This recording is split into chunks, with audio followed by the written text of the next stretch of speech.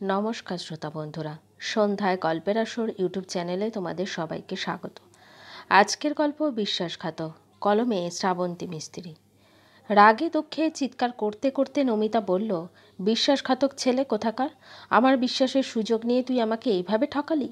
তোকে জন্ম দিয়েই আমি পাপ করেছি। মৃণাল এবার মুখ খুলল। মা, বিশ্বাসঘাতক কে? একবার নিজেকে প্রশ্ন করে দেখো তো। এখন তো এবারই আমার, আর তোমার বৌমা যখন বলেছে তোমাকে তো এবাড়ির মায়া কাটাতেই হবে। তোমার রাস্তা তুমি দেখে নাও এবার। নমিতা বলল, একটা হা ঘরের মেয়েকে নিয়ে ঘরে তুলেছিস, আর তার কথাতেই তুই নিজের মাকে তাড়িয়ে দিচ্ছিস। মৃণাল উত্তর দিল, তুমি কোন ঘরের মেয়ে মা? আর তুমিও কি এ বাড়ি থেকে কাউকে তাড়াওনি? মনে পড়ছে না মা? নমিতার চোখের সামনে ভেসে উঠল 15 বছর আগেকার দিনটার কথা। সেদিন চোখের জল ফেলতে ফেলতে এ বাড়ি থেকে দুই ছেলের হাত ধরে অসহায়ের মতো রাস্তায় নেমেছিল পারুল। সেদিন তো নমিতাই ওকে বাড়ি থেকে তাড়িয়েছিল। নিরীহ পারুলের সব কিছু আত্মসাৎ করেছে সে একসময়। আজ তার দুর্দশার জন্য সে নিজেই দায়ী। 15 বছর পর আবার একই ঘটনা ঘটে গেল এ বাড়িতে। রাস্তায় অন্যমনস্কভাবে হাঁটতে লাগলো নমিতা। তবে কি এবার তাকে রাস্তায় রাস্তায় লোকের কাছে হাত পাততে হবে? বয়স বেড়েছে শরীরে, যে আর শক্তি নেই যে খেটে রোজগার করার। নমিতা তার ছেলেকে স্বাচ্ছন্দ্যে মানুষ করলেও দিতে পারেনি শুধু সঠিক শিক্ষা। আর পাবেই বা কী করে? সে যে ছোট থেকেই মাকে দেখে শিখেছে। মৃণালের বয়স তখন 10। স্বামীর মৃত্যুর পর শ্বশুরবাড়িতে জায়গা হয়নি নমিতার। বাপ মা হারা নমিতা তখন ছেলেকে নিয়ে অসহায় হয়ে পড়েছিল। তখন এই পারুলই আশ্রয় দিয়েছিল তাকে নিজের বাড়িতে। তা না হলে হয়তো মা আর ছেলেকে না খেয়েই মরতে হতো সেদিন। ছোটবেলা থেকে পারুল দয়ালু আর নরম মনের মেয়ে। ছেলেবেলায় মাকে হারিয়েছে, বাবা সামান্য ফল বিক্রি করে সংসার চালাতো। পারুলের বাবা বিষ্ণুপদ একমাত্র মেয়েকে বিয়ে দিয়েছিল সুব্রতর সাথে। মোটামুটি সচ্ছল পরিবার, খাওয়া পড়ার অভাব নেই। কিন্তু সুব্রতর মায়ের কথায় পারুল এ বাড়িতে আসার পর যেন এ বাড়িতে স্বয়ং লক্ষ্মী প্রবেশ করেছে। শ্বশুর শাশুড়ি আর স্বামীকে নিয়ে সুখের সংসার পারুলের। স্বামীর কাঁধে কাঁধ মিলিয়ে খেটেছে সে। এখন সুব্রতর বিশাল বড় বড় কয়েকটা পোলট্রি ফার্ম রয়েছে। নতুন ব্যবসাও শুরু করেছে সে। দুই ছেলের মা হয়েছে পারুল। বড় বাড়ি, টাকা পয়সা, কিছুর অভাব নেই আর। সুব্রতর বাবা মাও ভীষণ ভালোবাসেন পারুলকে। দুই ছেলেকে লেখাপড়া শিখিয়েছে। এই পারুলের একসময় প্রিয় বান্ধবী ছিল নমিতা। বান্ধবী তার ছেলের করুণ দুর্দশা দেখে তাকে নিজের বাড়ি নিয়ে আসে পারুল। প্রথমে আপত্তি করেছিল সুব্রত, তারপর মেনে নিয়েছিল।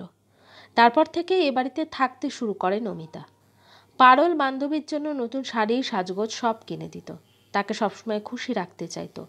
আর নমিতার ছেলে মৃণালকে কখনো নিজের ছেলেদের থেকে আলাদা ভাবত না। মায়ের স্নেহ মমতা দিয়েই দেখাশোনা করত। এইভাবেই কয়েক মাস কেটে গেল।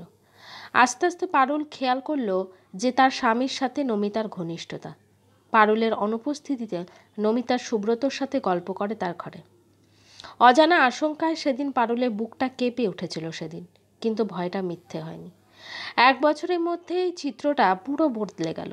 রোজ নমিতা সাজগোজ করে বেরোয়, আর বিকালে সুব্রতর সাথে ফেরে অনেক রাতে। সুব্রতর সব কিছুতেই এখন নমিতার অধিকার বোধ যেন একটু বেশিই মনে হচ্ছে। শান্ত নিরীহ পারুলকে সরিয়ে সংসারে নিজের আধিপত্য স্থাপন করে ফেলল নমিতা। শুধু চোখের জলই ফেলে গেল পারুল চোখের সামনে এসব দেখে। সুব্রত একদিন জানিয়ে দিল যে সে আর সংসার করতে চায় না পারুলের সাথে। সুব্রত নিজের বাবা মায়ের কথা গ্রাহ্য করল না। নমিতার আদেশেই একদিন এক কাপড় নিজের সংসারে ছাড়তে হলো পারুলকে। দুই ছেলেকে নিয়ে বাবার অভাবের সংসারে ঠাঁই নিল সে। আর এদিকে নমিতার তো খুশির শেষ নেই। পারুলের জন্য সুব্রতর কিনে দেওয়া শাড়ি, গয়না সব তো এখন শুধু ওর। আজকাল বাবার ফলের দোকানে দেখা যায় পারুলকে। ওকে এইভাবে থেকে সবাই দুঃখ প্রকাশ করে। এখন বাবার ব্যবসাতে সাহায্য করে পারুল, আর দুই ছেলেকে আগলে রেখে মানুষ করে, লেখাপড়া শেখায়।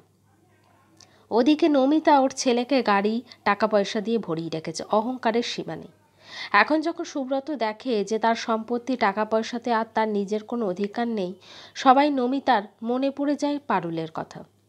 সুব্রত বুঝেছে, কিন্তু অনেক পরে। মানসিক কষ্টে একসময় অসুস্থ হয়ে পড়ে সুব্রত। কয়েক বছর অসুস্থ অবস্থায় শেষে মারা যায় সুব্রত। শেষবারের মতো গালে জলও কেউ দেয়নি তাকে। মৃত্যুর সময় চোখে জল নিয়ে মরেছে যে সে অপরাধ বুকে বুকে। পারুলের 2 ছেলে আজই সুপ্রতিষ্ঠিত, অভাব ঘুচেছে ওদের সংসারে।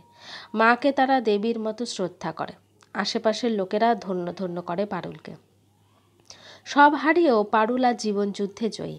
ছিনিয়ে নিয়েও কিন্তু লোভী নমিতা আজ অসহায়, পাগলিনীর মতো ছিন্ন কাপড়ে ঘুরে রাস্তায় রাস্তায়। মানুষ ওকে ঘেন্না করে, মুখ ঘুরিয়ে নেয় তার থেকে।